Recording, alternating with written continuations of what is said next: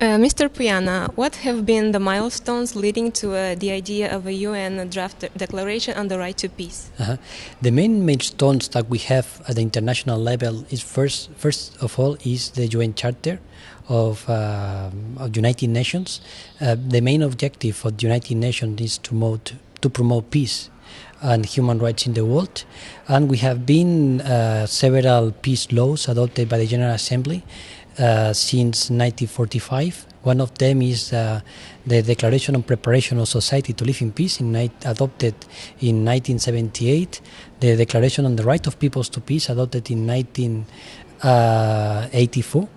And the last one, I think, is really important then to promote. That is the Declaration on Program of Action of Culture of Peace, adopted by the General Assembly in 1999. And how is the drafting process of the UN Declaration on the Right to Peace coming along? At what stage are you now? Now we are, the most important and relevant issue is the Human Rights Council adopted in 2012 an open-ended working group on the right to peace. This open-ended working group trusted in our ambassador, Christian Guillermet, ambassador of Costa Rica, to be the chairperson rapporteur of this working group. We had a first session last year, last February in 2013.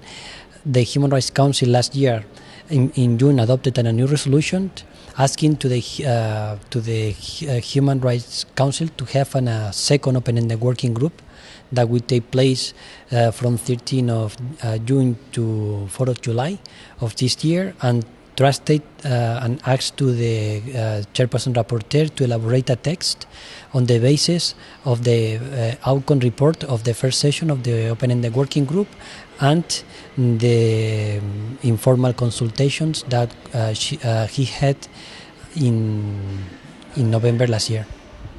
And how are the NGOs and civil society contributing to this elaboration process of the draft declaration? The role of NGOs are always really important in this international process.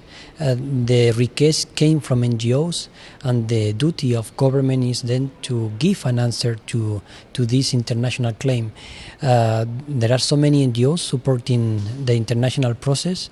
I would like to stress the role made by the Foundation Peace Without Borders, created by Miguel Bosé and Juanes. And I invite you then to join to the petition of this foundation to recognize peace as a human right, and the engagement of so many people and citizens in the world are very important and relevant. What are the main obstacles that the drafting process is encountering, and moreover, what are the motivations, the justifications of those who are reluctant to a UN declaration on the right to peace? And the main challenge that the chairperson rapporteur on the working group have on this particular topic is then to combine the human rights approach in the context of the right to peace. There are different positions, all of them, legally based on this specific topic.